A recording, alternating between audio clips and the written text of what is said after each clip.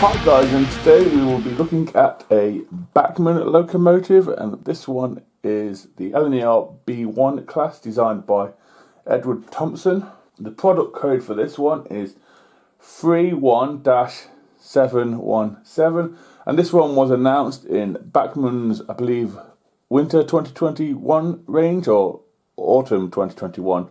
Either it's one of them ranges they do. It's one of them from 2021 anyway, at least. And it said it was a revised one, so I thought I'd be interested in having a look at a B1, because I haven't got a B1 in my collection. So I went for the Bachmann one.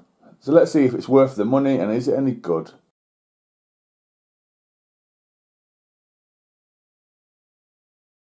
Starting off at the detail pack you get with this locomotive. In it you do get the brick rigging for the loco and tender. You also get some vacuum pipes, drain cocks and air pipes, I believe, as well. The drain cocks for this locomotive have not been painted whatsoever. There's a few painted stuff in there, but not much. As we move on to the front of the locomotive now, this locomotive does have sprung buffers and they are round. Not sure if they are metal or plastic. They feel quite warm, so I'm guessing plastic. They are black, like I said. The housing for the buffer beams, the buffers themselves, is black as well, a few rivets. And then we have a red buffer beam with the lining in white. We have the number of this locomotive on there, which is 1264, and then I think it has the shed where it's at the time. We also have a hook there as well, which I think is separately applied. We have a hole for some detail parts as well. If we go down just for a bit, we do have the coupler already applied, and then we have some irons to knock stuff off the tracks. Moving on up, we do have 3 lamp irons, and if I'm honest, these lamp irons look a little big for double O gauge in my opinion. But we also have some bracing and a step. We have a smokebox door, it's moulded on obviously, it's all in black, there's nothing picked out like they do on some locomotives, but we do have and dart as well, which is separately applied by the looks of it. We also have a fine handrail at the top with another lamp iron, and then we have the chimney as well. As we move on to the side of the locomotive, both sides of the locomotive are almost exactly the same, apart from the other side doesn't have some lubrication boxes on the running board and the steam pipe, and the reverser as well. They're the only differences I can see from my eyes. Let's start with the wheel configuration for this locomotive. This is a Thompson designed locomotive and it's a 460. We have apple green wheels with white borders. And then on the axles we have another white border, and then we have, I think, the black as well. I'm not sure if that's correct or should they be covered over, I don't know. Most of the valve gear and rods and stuff are metal. There's a few bits of plastic in there. We also have some lining on the cylinders as well. Like I said, the rods and stuff is metal and it is quite delicate, if I'm honest with you. The running board itself is in black and it does have a red lining too. Like I said, this side does have the reverser near the cab, and I think it's moulded on and it definitely is plastic. As we look towards the front of the locomotive, on the bracing we have some sort of plate. I'm not sure if it's builder's plate or what. That is there. I'm sure it's a builder's plate. Delivery of this locomotive is the fantastic apple green with lining on the boiler, which is white, black and white banding. We also have a fine handrail going all the way around the locomotive. It's very fine, very nice. And we also have a steam pipe as well, which looks to be separately applied, and it's in black. We also have some washout plugs near it. As we move towards the cab itself is, like I said, in apple green. It does have a glazing bar in there. It also has some handrails in black as well, which are separately applied. We also have the number of this locomotive, which is 1264, in a very basic font by the looks of it. And then I believe we do have a shed code there too, but I could be wrong. And then below the cab there's some steps as well. As we move on to the part that most people look forward to in a modern day locomotive, and that is the cab detail and the front of the tender detail. This one is a massive letdown, if I'm honest with you. It screams mainline. I do think Bachmann still use the mainline stuff, and I think this is one of them. There's nothing in there painted. There's massive glazing bars in there. The seats themselves, if they are that, they do look 3D printed to a degree. They look a bit naff. Like I said, there's nothing in there. It does scream what I'm going to say, railroad, but it's not. Okay, there's nothing in there painted whatsoever. Then if you go across to the tender itself is completely moulded. Nothing separate apart from the handrails, there's nothing separate on it whatsoever. It's a big letdown. And if you look carefully, you can see the style of tender and loco connection. We'll get to that later on in the video. As we move on to the side of the tender now, the side of the tender does have a few separately applied stuff, and we have some handrails or hand grabs in black. They are separately applied and they are metal. Delivery of the tender is in apple green. It does have a lining around the outside in white and black, I believe. Then on the inside you have the LNER font, which looks pretty basic, I'm not sure. Then we have a white, black and white lining around that to an oblong, which looks quite nice. It's crisply applied anyway. We also have a red lining on the sole bar or chassis, whatever you want to call it, that is there. We also have some steps too with some lining around them. Then the axles and springs and all that do have again some red lining, but they're in black.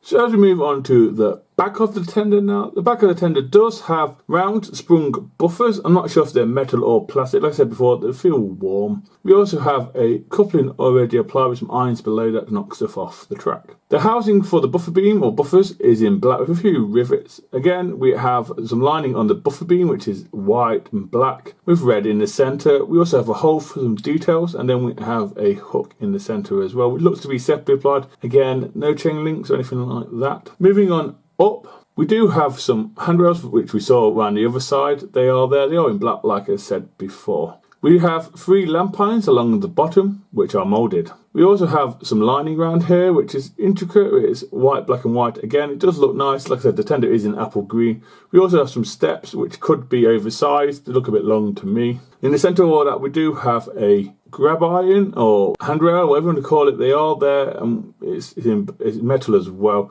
Then at the top, again, we have a moulded on lamp iron too. A little bit disappointed, and then you can see the tender top. As we do an aerial view on top of the tender now, starting in the usual places, which is at the back of the tender, we do have a really tiny handrail or hand grab there in black. That is tiny, that looks to be separately applied. We also have a water filler cap there. There's a few moulded on stuff that I don't understand what they are, but they are there as well. There's a few holes in the tender. I don't know if it's from the jigging when they made it, I don't know. They are there. There's also some mouldy stuff for chains and stuff. They are there in the corners. There's a few rivets. Willipod, I don't know what stuff there is, but I'm sorry. Then we get on to the coal load, and the coal load itself is an absolute disgrace. That is a coal load from the 80s. Chunky, moulded in. I don't know if you can change it or not. That is rubbish. What about am I thinking? Well, that's the coal load. And then you can see the cupboards as well. As we do an aerial view now on top of the locomotive. On top of the locomotive roof, we start with the cab. And there's a rain ducket there. The roof itself is in black. Most stuff is moulded. There's no vents or anything like that. There's a few rivets though. That's about it. So we move across just a little bit. This is where we get the whistles and safety valves. The safety valves themselves are metal. The whistle is plastic and it looks a bit dodgy. Don't know if it should be 1 or 2, but that's it. There you can also see some glazing as well and some lining on the locomotive. Moving across to the rest of the locomotive, like I said, we have a few washout plugs near the whistles and cab. We also have the lining of this locomotive, which is white, black and white on the boiler, and the livery is in apple green, like I said. We do have a dome. I don't think it's separately applied, could be wrong. We also have some sort of superheater, and then we have the chimney as well with a few handrails dotted around, and then we get to the buffers. As we move on to the underneath look at the locomotive now, starting at the front, we do have the coupling already applied. It doesn't look like an in-one pushing one. We also have a front bogie as well, which looks pretty basic if I'm honest with you, and it does swivel quite a lot. It's got quite a lot of play in it, which could be a bad thing. It could get jammed in the rods and stuff and break stuff.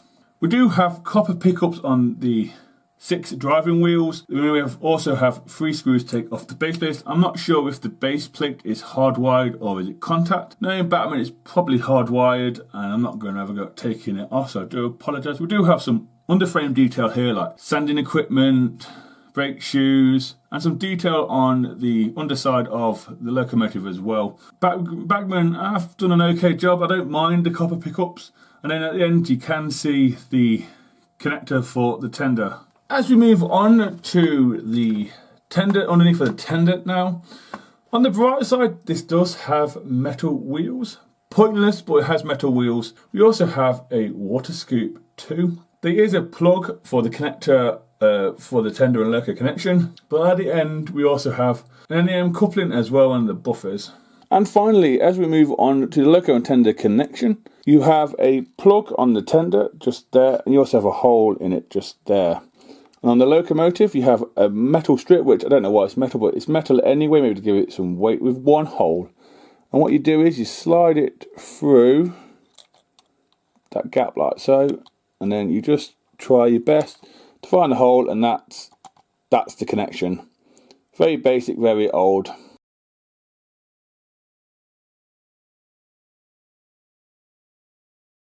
So yeah guys, that's it on the tracks.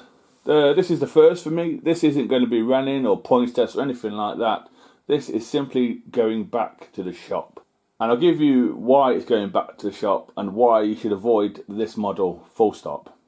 It has no tender pickups, it has no cab detail, and it has a 70s style moulding tender. They are the issues that I have. For 165, 160, I paid for it from Kerno. It should at least have tender pickups. The cab detail is not a must for me. It's a pickups in a tender. For this day and age, it should have tender pickups. I'm sorry, it should have done. As for the revised bit, I don't know what's revised. Bachmann website said it's revised, but other model shops that I've spoken to say it's not. So I don't know if it's delivery or the chassis. If it's the chassis, why couldn't they revise the tender as well?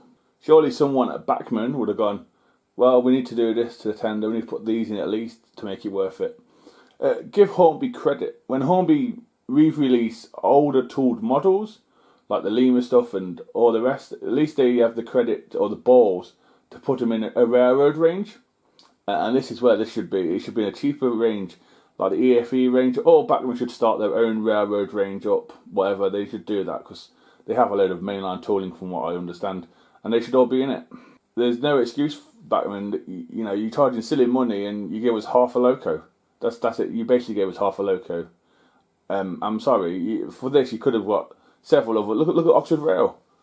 Oxford Rail, less than £100. Full detail, cab detail, tender pickups. Sprung buffers and flickering firebox doesn't bother me. Tender pickups is what this needs. I'm sorry. Please don't buy this. If you want a Bachmann, shall we say Bachmann B1, please go and buy a mainline one. Yeah, okay, they have split axles, but so what? It's going to be cheaper, and you get your money's worth. And if you want a full fat detail one, please go and buy a Hornby one if you can find one, because the new ones are hard to find. Brand new locomotives, second hand, there's loads on eBay. But that's what I would do. Go and buy the Hornby one. That's what I am going to do, is go and buy the Hornby one. I'm angry about this. I feel like I've been robbed. I feel like I should be on Crime Watch. If I'm honest with you, I absolutely feel angry. I feel mad. I shouldn't over a model, but I do, and this is the first time ever I refuse to run it in. It's just going straight back to the model shop, and I will be writing Bachmann an email. Sorry, that's how I feel, and some people will like it, some people hate it, and some people think I'm doing it for views. I'm not. I'm just warning you not to buy this model. Any Bachmann B1s, please do not buy. They have a BR livery version, black BR livery version. That is more expensive than this one. This is like 185, the other one, and this is like 165 or whatever Bachmann say on their website. It's a joke. I understand things are going up.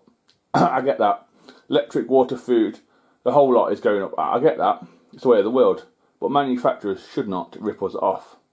And we need to vote with our wallets. So this is going back. End of story. I will apologise in advance. People who watch this, for whatever I do with the points and the running in, that you're not getting it. I do apologise, but I'm just sending it straight back. So that's my opinion. Please don't buy it. So anyway, guys, I'm sorry about the rant. I'm just angry and frustrated. Hopefully I will see you in the next one. Please take care.